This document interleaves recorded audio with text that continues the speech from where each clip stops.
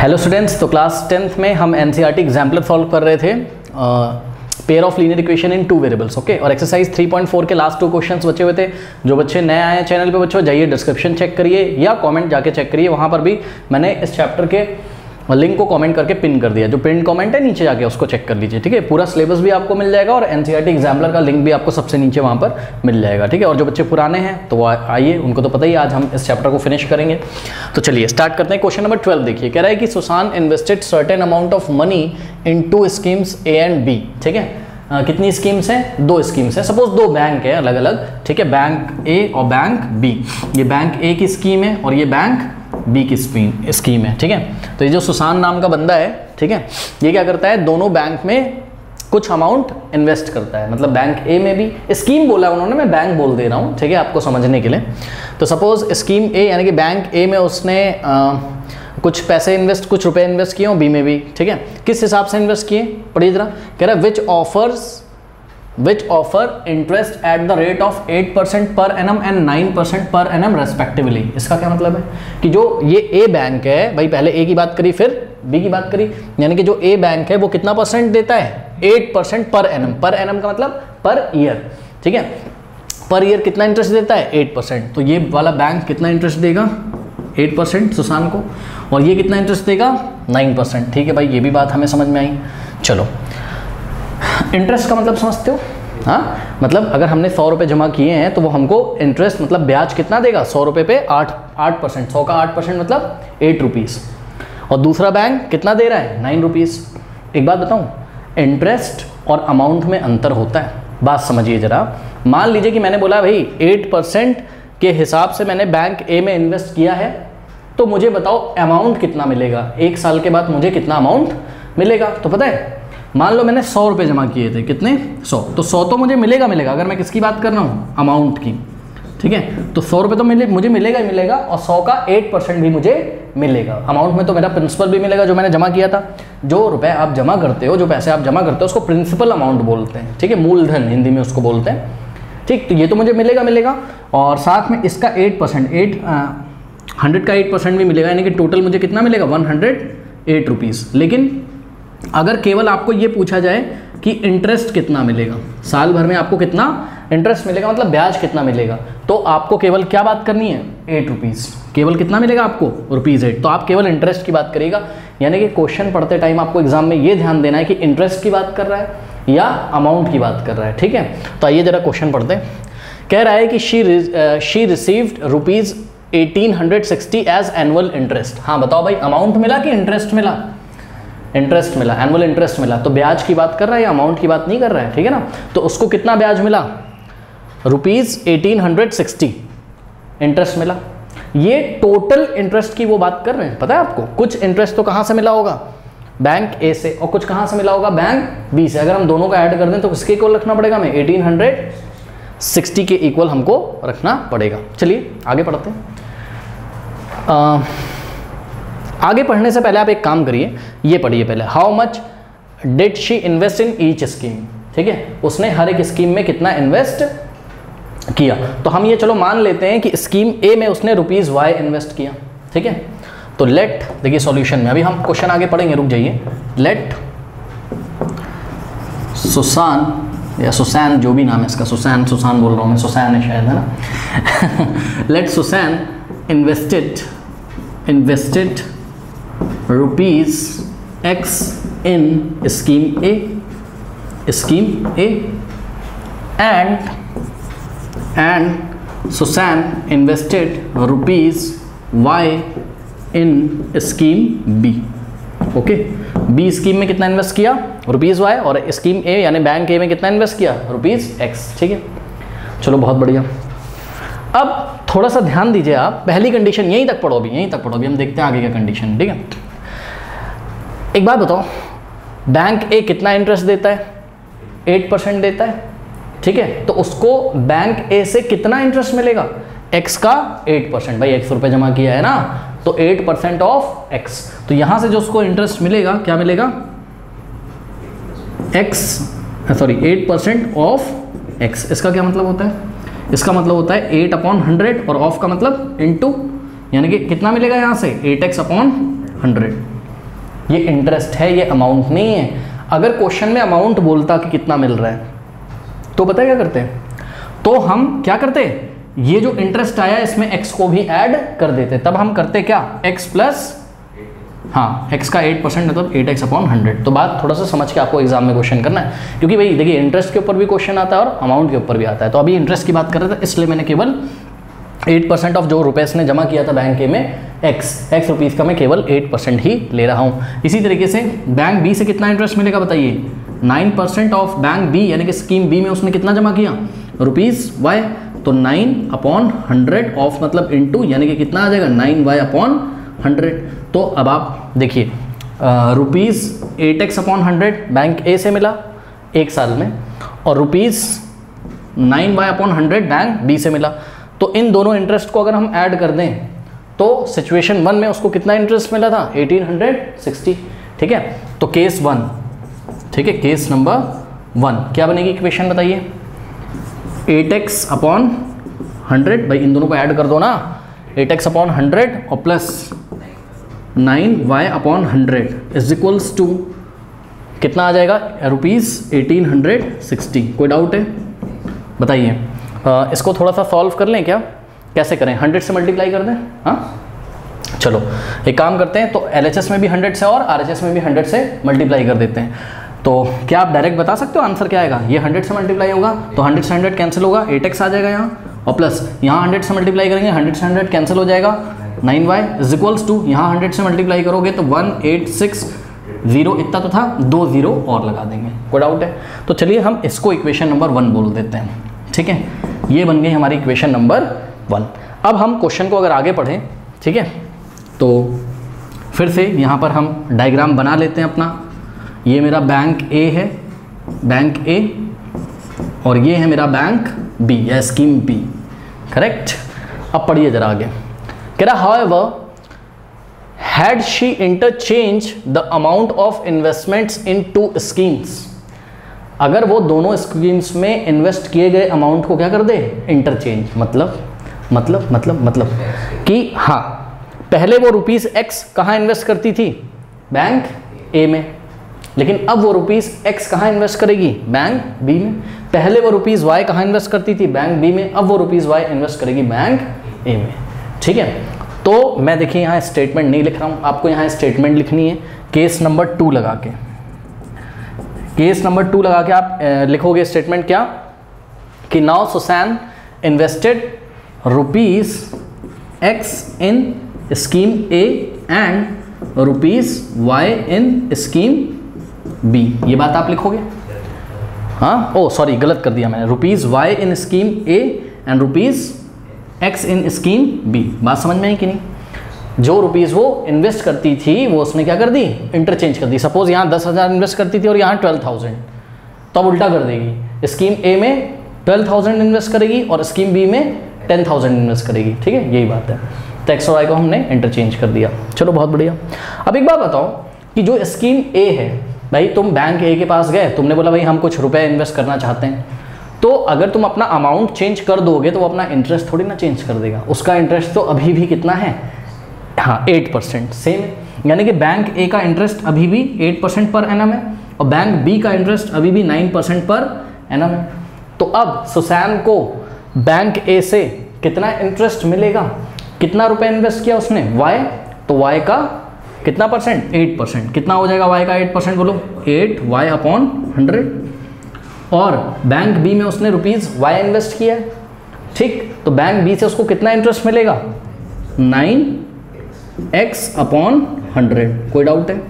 अब देखो ये केस नंबर 1 था और ये केस नंबर क्या है, 2 है। तो केस नंबर 2 में बैंक ए से इतना रुपए मिला उसको एज अ इंटरेस्ट और बैंक बी से इतना रुपीज़ मिला उसको एज अ इंटरेस्ट। इन दोनों को अगर हम ऐड कर दें तो क्वेश्चन में कुछ दिया होगा, पढ़ो। कह रहा है कि however she interchange the amount of investment in the 2 schemes she would have receive 20 rupees more as annual interest. मतलब जितना इंटरेस्ट उसको मिल रहा था उससे अब 20 रुपीज़ उसको ज़्यादा मिलेगा। तो बात ज़रा समझिए जरा।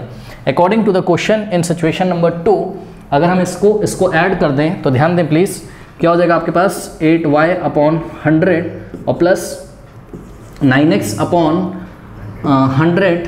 ठीक है, इज इक्वल्स टू, ध्यान दें प्लीज़, पहले कितना मिलता था इंटरेस्ट 1860 रुपीज़, अब 20 मोर मिलेगा, तो 20 इसमें हम क्या कर देंगे ऐड। नहीं समझ में आई बात, जितना पहले मिलता था उससे 20 रुपये ज़्यादा मिलेगा। ठीक है, तो बताइए मुझे यहाँ पर मैं ऐड करके कितना लिखूँ, 1860 प्लस 20 कितना हो जाएगा 1880, तो लिख दूँ मैं डायरेक्ट, कोई प्रॉब्लम। तो यहाँ पर मैंने लिख दिया 1880, कोई डाउट है।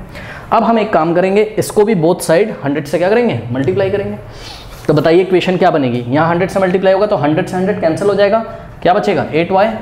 ठीक है, तो यहाँ पे हो गया हमारे पास 8y और प्लस यहाँ 100 से मल्टीप्लाई करोगे तो 100 से 100 कैंसिल हो जाएगा 9y। ठीक है, 9y इज इक्वल्स टू, यहाँ 100 से मल्टीप्लाई करोगे तो 1880 और फिर 2 0 और लगा देंगे। भाई LHS में भी 100 से मल्टीप्लाई करोगे और RHS में भी, तो 1880 और 2 0 हम और लगा देंगे। This is equation number 2। Now we will solve equation 1 and 2। पहले इतना कॉपी कर लीजिए, ये इक्वेशन 1 है, ये 2 है। लास्ट टाइम मैंने इक्वेशन 2 थोड़ा गलत लिख दिया था, 8y और 9y कर दिया था ना, तो 9 के साथ यहाँ x होना चाहिए। ठीक है, इसको आप करेक्ट कर लीजिएगा। तो ये इक्वेशन 1 और 2 यहाँ पे हमने कॉपी करी हुई है, और आप अगर ध्यान से चेक करें तो ओरिजिनली जो सबसे पहले उसने स्कीम A में कितना इन्वेस्ट किया था ₹x, और स्कीम B में कितना इन्वेस्ट किया था ₹y। तो आपको x और y की वैल्यू निकालनी, क्योंकि लास्ट में क्वेश्चन क्या पूछा, how much did she invest in each scheme, यानी कि सबसे पहले जो इन्वेस्ट किया था ना हर एक स्कीम में वो पूछा है। इंटरचेंज जब कर दिया अमाउंट तो वो नहीं आपसे पूछा है, ओरिजिनल वाला आपसे पूछा है, यानी कि स्कीम A में कितना इन्वेस्ट किया x का वैल्यू बताना है, और स्कीम B में कितना इन्वेस्ट किया y का वैल्यू बताना है। ठीक है ना, यही तो आपने अज्यूम किया था शुरू में कि स्कीम A में ₹x इन्वेस्ट किया है और स्कीम B में ₹y इन्वेस्ट किया है। बात समझ में आई। अब देखो जरा, ये दोनों इक्वेशन आपको दिख रही, बड़ी स्पेशल इक्वेशन है, पहचान गए होंगे। यहाँ पर x का जो कोफिशिएंट है वो दूसरी इक्वेशन में नहीं हो पाया क्या? यहाँ पे जो x का कोफिशिएंट है, यस, इसको थोड़ा सा सुधार के लिख लें हम लोग। ठीक है, कैसे, देखिए 9x प्लस 8y भी तो इसको लिख सकते हैं कि नहीं लिख सकते? ठीक है ना भाई, 8y प्लस 9x को 9x प्लस 8y भी तो लिख सकते हैं। तो 9x प्लस 8y इसको हमने 9x प्लस 8y इसको हमने लिख लिया, ये स्पेशल इक्वेशन बन गई। फर्स्ट इक्वेशन में x का जो कोफिशिएंट है वो सेकंड इक्वेशन में y का कोफिशिएंट है, और फर्स्ट इक्वेशन में y का जो कोफिशिएंट है वो सेकंड इक्वेशन में x का कोफिशिएंट है। ऐसे इक्वेशंस को हम क्या करते हैं, एक बार ऐड करते हैं और एक बार क्या करते हैं सबट्रैक्ट करते हैं। ठीक है ना, तो आइए इसको हम एक बार ऐड करते हैं। तो एडिंग 1 एंड 2, ठीक है, तो एडिंग इक्वेशन 1 एंड 2, तो 1 और 2 को अगर हम ऐड करेंगे तो देखिए पहले हमने 1 को कॉपी किया, 8x plus 9y is equals to 186,012, correct, सही है ना। उसके बाद 9x और plus 8y is equals to 188,000, सही है। अब ऐड करते हैं, चलो कितना हो जाएगा, 0 प्लस 0 0, 0 प्लस 0 0, 0 प्लस 0 0, 6 प्लस 8 14, 14 का 4 यहाँ कैरी बन गया, 8 प्लस 8 16 प्लस 1 17, 1 जाएगा यहाँ पर, 1 प्लस 1 प्लस 1 कितना हो जाएगा, ठीक है ना। चलो बहुत बढ़िया। अब 9 प्लस 8 कितना होता है 17, 17y और प्लस 8 प्लस 9 17x। यहाँ से आप क्या कॉमन लोगे, 17 ले लेते हैं कॉमन, तो 17 कॉमन ले लिया तो x plus y is equals to, ध्यान दें प्लीज़, इसको आप क्या लिख सकते हो 374 इंटू 1000 भी लिख सकते हो, और ज़रूरत नहीं है, आप तो काट लोगे ना, कोई दिक्कत नहीं है ये, ठीक। नाउ अब ये 17 से बोथ साइड डिवाइड लगा देंगे, तो डिवाइडिंग बाय 17 बोथ साइड, इधर लेफ्ट में भी 17 से डिवाइड लगाया और राइट में भी 17 से डिवाइड लगाया, तो ये 17 से 17 कैंसिल हो गया। अब देखिए आपको मैं 374 को 17 से आपको डिवाइड लगा के दिखा रहा हूँ, और पीछे कितने जीरो लगा देंगे 3, ठीक है। तो केवल हमने क्या किया 374 को किससे डिवाइड किया 17 से, तो 17 2 जा कितना होता है 34, 7 माइनस 4 3, यहाँ से 4 उतार रहे हैं, 17 2 जा 34, रिमाइंडर कितना बच गया 0, यानी कि पूरी तरीके से कैंसिल हो गया। आ कितना गया 22, यानी कि 17 बन जा 17 और 17 ये कितने टाइम जाएगा 22 जा 374, 1 2 3 0, 1 2 3 0 भी हमने यहाँ लगा दिए। कोई डाउट है? तो इस तरीके से x plus y is equals to कितना आ गया हमारे पास, हाँ, तो यहाँ पे हम इसको कॉपी कर लेते हैं। हमारे पास आया x plus y is equals to 22,000, correct. This is equation number 3। Now अब क्या करें, इक्वेशन 2 में से 1 को सब्ट्रैक्ट कर देते हैं। 2 में से इसलिए मैं कर रहा हूँ कि ये 2 में देखो ना ध्यान से, 2 में आपके पास यहाँ पे बड़ा नंबर है ना, तो सब्ट्रैक्टिंग 1 फ्रॉम 2 ऐसे ही लिखेंगे, सब्ट्रैक्टिंग 1 फ्रॉम 2। तो हमने यहाँ लिखा क्या, सब्ट्रैक्टिंग इक्वेशन 1 फ्रॉम, आप किसी में से भी किसी को घटा दो, कोई फर्क नहीं पड़ेगा, 1 को 2 से या 2 को 1 से। तो 1 फ्रॉम 2 कर दिया, तो पहले किसको कॉपी करेंगे, 2 को। तो 2 क्या है हमारी 9x plus 8y is equals to 188,000। इसके नीचे हम इक्वेशन नंबर 1 को कॉपी करेंगे, कर लेते हैं, क्या बताइए, 8x plus 9y is equals to 186,123, minus करेंगे, ठीक है। और जब माइनस करते हैं तो साइन क्या होगा, चेंज होगा, ठीक है। तो यहाँ हो जाएगा माइनस, 8x के सामने माइनस, 9y के सामने यहाँ माइनस, और यहाँ पर भी क्या हो जाएगा माइनस। चलिए माइनस करिए, 0 minus 0 0, 0 minus 0 0, 0 minus 0 0, 8 minus 6 2, 8 minus 8 0, 1 minus 1 0, यानी कि कितना आ गया आपके पास 2000 आ गया। ये दोनों 0 का तो कोई मतलब नहीं, तो उसको मैंने हटा दिया, ठीक। अब 9x माइनस 8x x आ जाएगा, और 8y minus 9y minus y, plus minus minus sign लगेगा बड़े नंबर का, कोई डाउट है। तो ये आ गई आपकी equation number x minus y is equals to कितना आ गया बताइए, ये आ गया आपके पास कितना 2000। तो 2000, दिस इज इक्वेशन नंबर 4। अब क्या करेंगे बताइए, हाँ, एडिंग थर्ड एंड फोर्थ, यहीं पे ऐड कर दो, कोई प्रॉब्लम बताओ।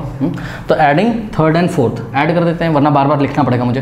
तो देखो जब ऐड करोगे तो y से y कैंसिल, ये पॉजिटिव है नेगेटिव, और x प्लस x क्या होता है 2x होता है, इज इक्वल्स टू, हाँ भाई ये कितना है 22,000 और प्लस 2000 24,000, ठीक है। तो यहाँ से आ गया आपके पास कितना 24,000।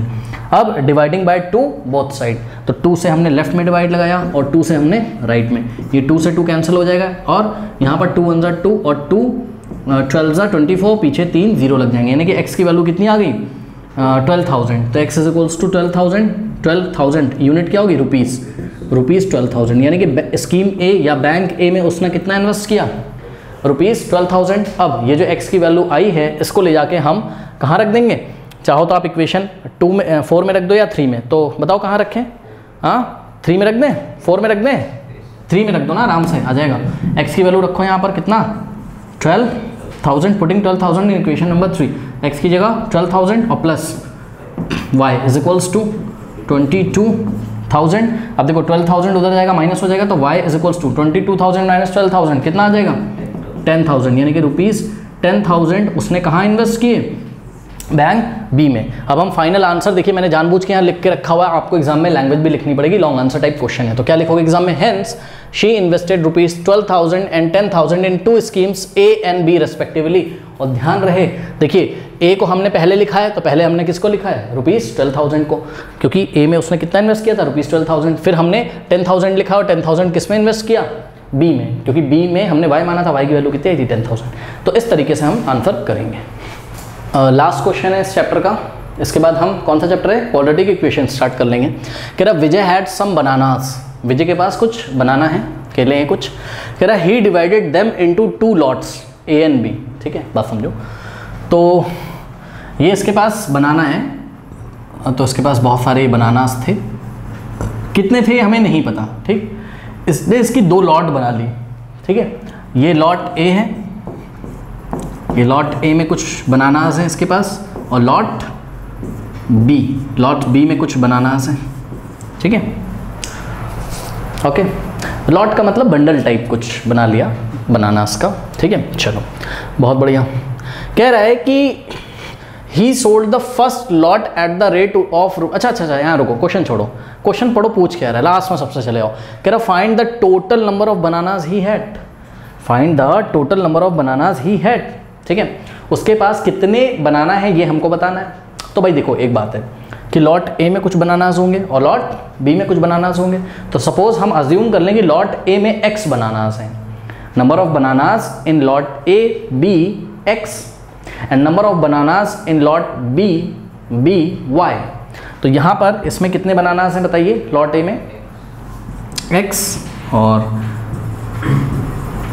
सुनो बनानास, ठीक है, इसकी कोई यूनिट नहीं होगी, रुपीज़ नहीं होगी इसकी यूनिट, ठीक है, नंबर है ये। जैसे हमने पूछा भाई कितने बच्चे, तो 20 बच्चे, 25 बच्चे, 35 स्टूडेंट्स, है ना, इसकी कोई यूनिट थोड़ी ना होती है, तो इसलिए हमने एक्स की कोई यूनिट नहीं लिखी। और लॉट बी में कितने बनाना है बताइए, वाई बनानास, इसकी भी कोई यूनिट नहीं होगी क्योंकि नंबर ऑफ बनानास है, एक्स और वाई कुछ नंबर होंगे। ओके, तो एक बार बताओ फिर टोटल बनाना कितने हो जाएंगे उसके पास, क्योंकि उसने मेरे को क्वेश्चन क्या पूछा है, find the total number of bananas ना, तो टोटल बनाना मेरे पास कितने हो जाएंगे बताओ, total number of bananas x plus y हो जाएंगे। लेकिन आप टोटल तब निकाल पाओगे ना जब आपको क्या पता हो, एक्स की वैल्यू और वाई की वैल्यू, यानी कि लॉट ए में कितने बनाना है ये हमें पता होना चाहिए और लॉट बी में कितने बनाना है ये हमें पता होना चाहिए। इसके लिए क्वेश्चन में कुछ कंडीशन दी होगी जिससे हमारे पास दो इक्वेशन बनेंगी और हम एक्स और वाई की वैल्यू निकालेंगे। तो आइए क्वेश्चन पढ़ते हैं। ओह सॉरी, तो आइए क्वेश्चन पढ़ते हैं जरा, ये तार ना, ओफो, चलो देखो, कह रहा है कि ही sold the first lot at the rate of ₹2। ध्यान से सुनो, क्या कह रहा है, ही sold the first lot at the rate of ₹2 for 3 bananas. मतलब केस 1, केस नंबर 1 में उसने क्या किया, ये आपकी फर्स्ट स्लॉट है, स्लॉट ए, और ये आपकी सेकंड स्लॉट है, ठीक है। तो फर्स्ट स्लॉट में उसने किस हिसाब से बेचा, पढ़ो, फर्स्ट स्लॉट को, स्लॉट बोल रहा हूँ सॉरी, फर्स्ट स्लॉट को किस हिसाब से बेचा, at the rate of ₹2 for 3 bananas. मतलब 3 बनाना को कितने रुपए में बेचता है, 2 रुपए में, यही तो बात है भाई, रुपीज़, इसका मतलब समझते ना, at the rate of ₹2 for 3 bananas. मतलब कि कोई आया उसके पास तो वो पता क्या बोलेगा, 2 रुपये दे दो 3 बनाना ले लो, यही तो बात है। यानी कि ध्यान से चेक करिएगा, इस चीज़ को मैं ऐसे लिख सकता हूँ, कॉस्ट ऑफ 3 बनानास, ठीक है, इज इक्वल्स टू ₹2, क्योंकि पढ़ो ना, ही sold first lot, first lot का नाम क्या है आपका, लॉट ए, ठीक है। तो मैं ए में ही काम कर रहा हूं, मैंने बोला कि cost of 3 bananas equals to ₹2, correct. अच्छा एक बार बताओ, अगर 3 बनानास का कॉस्ट ₹2 है तो यूनिटरी मेथड लगा लो, 1 बनाना का कॉस्ट कितना होगा, ये 3 इसके नीचे चला जाएगा, यानी कि यहां से आपके पास आ गया क्या, cost of 1 banana is equals to ₹2/3, ठीक है। तो एक बनाना का कॉस्ट कितना है, ₹2/3। कोई डाउट है बताओ। ये तो इसने केस नंबर 1 में, एक्चुअल में हम केस नंबर 1 कर रहे हैं तो हमें यहाँ हेडिंग लगानी चाहिए, केस नंबर 1 में फर्स्ट लॉट के बनाना को इसने इस हिसाब से बेचा, ठीक है। अब यहीं से एक बात बताओ, फर्स्ट लॉट में कितने बनाना थे आपके पास, x थे, तो अगर 1 बनाना का कॉस्ट ₹2/3 है तो x बनाना का कॉस्ट कितना होगा, 2/3 इंटू एक्स। अरे भाई 1 बनाना का जितना कॉस्ट है, अगर हम आपसे पूछें 2 बनाना का कॉस्ट बताओ कितना होगा, तो इसको आप 2 से मल्टीप्लाई करोगे। अगर हम आपसे पूछें 3 बनाना का कॉस्ट कितना होगा तो आप इसको 3 से मल्टीप्लाई करोगे। तो इसी तरीके से अगर हमने आपसे बोला कि x बनानास का कॉस्ट कितना है तो इसको आप x से मल्टीप्लाई करोगे, यानी कि कॉस्ट ऑफ x बनानास कितना हो जाएगा बोलिए, ₹, इसको x से करो मल्टीप्लाई, क्या हो जाएगा, 2 इंटू x/3। कोई डाउट है बताइए। अभी कहानी खत्म नहीं हुई है, आगे पढ़ो। कह रहा है कि एंड पढ़ो, and the second lot at the rate of ₹1 पर बनाना। इसका क्या मतलब होता है कि जो सेकेंड लॉट है उसको उसने किस हिसाब से बेचा, ₹1 पर बनाना। मतलब एक बनाना को, पर बनाना का मतलब समझते हो ना, एक बनाना का कॉस्ट कितना है इस बार, ₹1। मतलब जो सेकेंड लॉट जब वो बेच रहा था तो कोई आया, उसने बोला भैया 1 रुपये दे दो, एक बनाना ले लो। मतलब सेकेंड लॉट में क्या होता है, cost of 1 banana is equal to what, ₹1। कोई डाउट है। तो एक बनाना का कॉस्ट अगर ₹1 है तो 2 बनाना का कॉस्ट 2 इंटू 1, 3 बनाना का कॉस्ट 3 इंटू 1, y बनाना है ना इसमें, तो y बनाना का कॉस्ट कितना हो जाएगा, y इंटू 1, यानी कि क्या हो जाएगा, cost of y bananas is equals to, जगह नहीं तो मैं नीचे कर रहा हूँ, is equals to ₹1 into y. हाँ भाई 1 इंटू वाई का मतलब क्या होता है, y, यानी कि ₹y। कोई डाउट है। अब एक बात बताओ, लॉट ए में कितने बनाना थे, x, उसने बेच दिए, तो x बनाना को सोल्ड करने से उसको कितना मिला, 2x/3। और लॉट बी में y बनाना थे, और y बनाना का मैंने आपको दिखा दिया कि जब वो सोल्ड करेगा, कॉस्ट मैं क्यों लिख रहा हूँ भाई, हाँ सेलिंग प्राइस लिखना चाहिए ना मुझे, SP selling price, selling price, sell कर रहा है ना, ठीक है ना, सेलिंग प्राइस। हर जगह आप SP कर लीजिए, सेलिंग प्राइस। हाँ, तो एक बात बताओ, वो जब x बनाना भी बेच देगा तो उसको कितना मिलेगा 2x/3 रुपीज़, और वो y बनाना भी बेच देगा तो उसको कितना मिलेगा ₹y। अगर हम दोनों को ऐड कर दें तो हमें पता चलेगा ना उसको कितना रुपए मिला है। तो क्वेश्चन में दिया होगा, ध्यान से चेक करो क्या कह रहा है। कह रहा है कि गॉट टोटल ₹400, यानी कि सिचुएशन 1 में जब वो फर्स्ट लॉट के बनाना को रेट ऑफ ₹2 फॉर 3 बनानास के हिसाब से और सेकेंड लॉट के बनाना को ₹1 पर बनाना के हिसाब से बेचता है, then he got a total of ₹400। तब उसको कितना रुपए मिलता है 400, ठीक है। तो this rupees plus this rupees is equals to 400 ही तो होगा। कोई डाउट है बताइए। तो आपको जो फर्स्ट इक्वेशन मिलेगी वो क्या मिलेगी 2x/3। देखो ये भी रुपीज़ है और जो y आया था वो भी क्या है रुपीज़ है। रुपीज़ में रुपीज़ ऐड होगा तो क्या आ जाएगा रुपीज़ ही आ जाएगा। तो उसको कितना रुपए मिल रहा बताइए 400। ये हो गया आपका क्या इक्वेशन नंबर 1। कोई डाउट है बताइए। हाँ, इसको थोड़ा सा सिंप्लीफाई कर लें क्या, कोई प्रॉब्लम है क्या? बताओ किससे मल्टीप्लाई करें इसको? हाँ 3 से। क्यों? क्योंकि यहाँ नीचे 3 बैठा है, 3 को हटाने के लिए हम इस पूरे इक्वेशन को 3 से मल्टीप्लाई करते हैं, फिर हम उसको इक्वेशन 1 नाम देंगे। तो चलिए, ये हमने 3 से लेफ्ट में भी मल्टीप्लाई किया और 3 से हमने राइट में भी। 3 जब यहाँ जाएगा अंदर मल्टीप्लाई करेगा, 3 से 3 कैंसिल होगा, केवल क्या बचेगा 2x और plus 3 × y, 3y is equals to 3 4 12। तो यहाँ पे आ गया आपके पास 1200। लेट अस से दिस इज इक्वेशन नंबर 1। कोई डाउट है? ओके, चलो बहुत बढ़िया। अब एक काम करते हैं, क्या ये तो केस 1 था, ठीक है। अब केस 2 देखिए जरा, ठीक है। केस 2 कहाँ करें, जगह होनी चाहिए। चलो केस 2 देखो जरा, इक्वेशन बना लेंगे हम। यहाँ पे करता हूँ, आप समझिएगा थोड़ा सा, ठीक है। यहाँ पे मैंने ब्लू मार्कर से केस नंबर 2 सॉल्व करता हूँ, ठीक। देखिए केस 2 में लॉट ए में तो हैं अभी भी कितने बनाना x, और लॉट बी में हैं कितने बनाना y, हैं तो उतने बनाना ना। अब केस 2 पढ़िए जरा, क्वेश्चन क्या कह रहा है। कहता है, यहाँ से पढ़िए, कह रहा है if he had sold the first lot at the rate of ₹1 पर बनाना। यानी कि यहाँ पर फर्स्ट लॉट में वो क्या करता है ₹1 के हिसाब से बेचता है, यानी कि selling price of 1 banana is equals to what ₹1। एक बनाना का कॉस्ट कितना है ₹1। तो बताओ x बनाना का कॉस्ट कितना होगा, selling price of x bananas is equals to what ₹1 into x, यानी कि 1 इंटू x होता है, यानी कि ₹x। तो x बनाना x रुपये में बिक जाएंगे। अब आगे पढ़िए जरा, कहता है and the second lot at the rate of ₹4 for 5 banana. Please focus करिए, सेकेंड लॉट में क्या करता है 5 बनाना का कॉस्ट कितना है 4। मतलब कोई आएगा उसके पास, वो बोलेगा भाई 4 रुपीज़ मुझे दे दो और 5 बनाना ले लो, यही बात तो है, ठीक है। तो यानी कि 5 बनाना का कॉस्ट कितना है ₹4, ठीक है।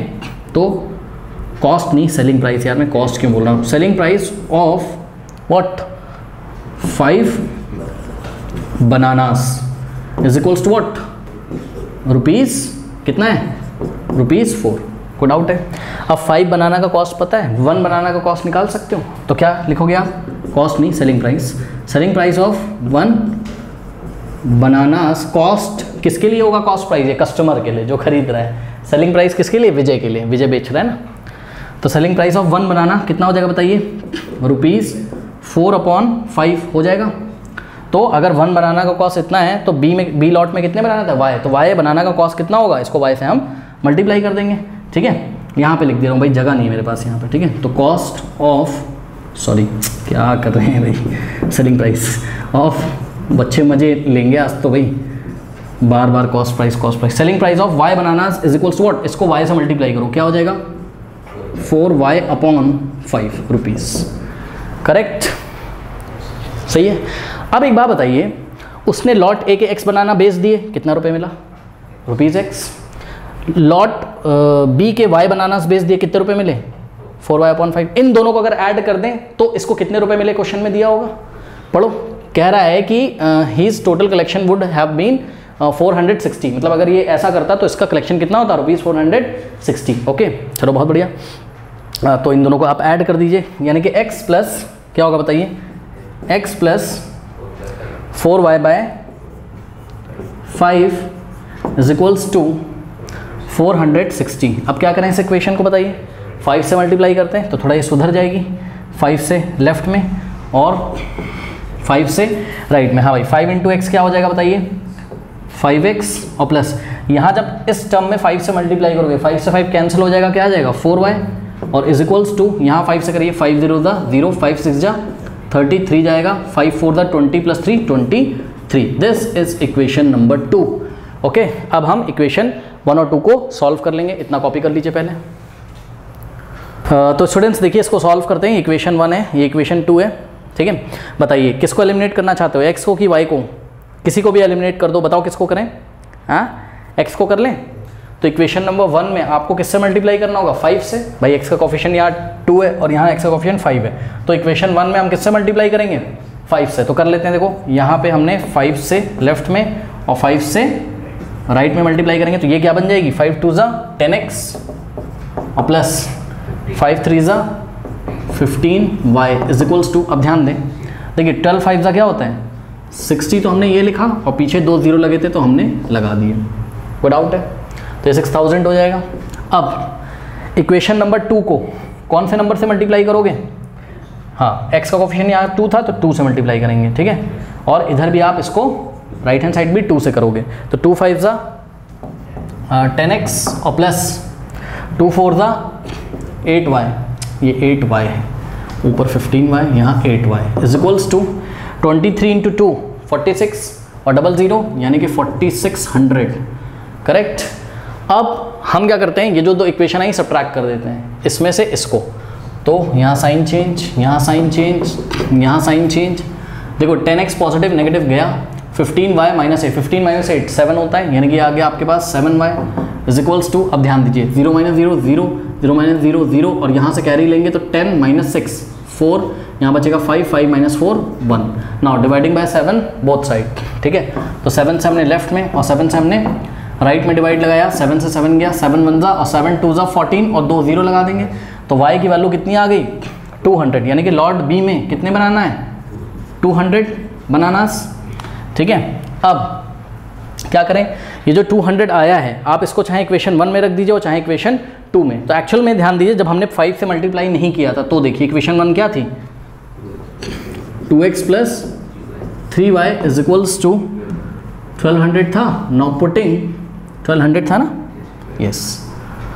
Now putting y is equals to 200 in equation 1, यहाँ पे y की वैल्यू रखिए, तो 2x और plus 3 into what is y is 200 is equals to 1200। Solve करिए तो 2x plus 3 2 600 is equals to 1200, ये 600 उधर जाएगा तो 2x इज इक्वल्स टू, हाँ भाई 1200 माइनस 600 600, ये उधर जाके माइनस हो जाएगा। Now dividing by 2 both side, left में भी 2 से राइट में भी 2 से, 2 से 2 गया 2 3 00, यानी कि x की वैल्यू कितनी आ गई 300, यानी कि लॉट ए में कितने बनाना थे 300, ठीक है।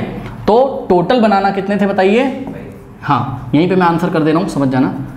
तो Vijay have total x plus Y, X कितना है 300, y कितना है 200, यानी कि टोटल कितना आ जाएगा 500 बनाना, ठीक है। तो हम फाइनल आंसर क्या लिखेंगे, हम लिखेंगे विजय हैड टोटल 500 बनानास। तो ऐसे करके आप आंसर करोगे। अच्छा एक चीज़ और, एग्जाम में इसी क्वेश्चन में आपको पता है क्या बोल सकता है find the number of bananas in lot A and lot B, also find the total, ऐसे भी कर सकता है। तो आपको ये भी आंसर जो फाइनल लिखोगे उसमें लिखना पड़ेगा कि lot A have total 300 banana है, lot B have total B had total 200 banana, ठीक है। ओके, तो सब आप ग्रामर वगैरह देख लीजिएगा, ठीक है। तो स्टूडेंट्स ये हमारा चैप्टर फिनिश हो गया है, pair of linear equation in 2 variables. तो नेक्स्ट वीडियो में आपके साथ मिलेंगे क्वाड्रेटिक इक्वेशंस के साथ, और क्वाड्रेटिक इक्वेशन का नीचे लिंक दिया हुआ है, आर.डी. शर्मा से किया है, काफ़ी लेंदी मैंने उसको कराया हुआ है, फिर भी आप वहाँ से कर लो या आपने कहीं और से पढ़ा हो, ठीक है। अगर आप कॉन्सेप्ट क्लियर हो तो आप एनसीईआरटी एग्जाम्पलर लगाइएगा, और जब हम आपके साथ मिले एनसीईआरटी एग्जाम्पलर में नेक्स्ट क्लास में, तो आप उससे पहले क्वाड्रेटिक इक्वेशन कहीं से पढ़ लीजिए, आप या खुद से पढ़ लीजिए, या मेरा डिस्क्रिप्शन में लिंक दिया हुआ है वहाँ से आप पढ़ लीजिए, ठीक है। कुछ ना कुछ आपको बेसिक्स आने चाहिए, तब आप एनसीईआरटी एग्जाम्पलर लगाया करिए, बिकॉज इसके क्वालिटी क्वेश्चंस होते हैं। और इसके अलावा कमेंट सेक्शन चेक करो और आप डिस्क्रिप्शन चेक करो, तो वहाँ पर आपको साइंस के यानी कि फिजिक्स और केमिस्ट्री के और मैथमेटिक्स से बहुत सारे चैप्टर्स और एनसीईआरटी एग्जाम्पलर भी मिल जाएंगे, ठीक है। तो चलिए मिलते हैं नेक्स्ट वीडियो में, तब तक के लिए पढ़ते रहिए, बढ़ते रहिए, ऑल द बेस्ट।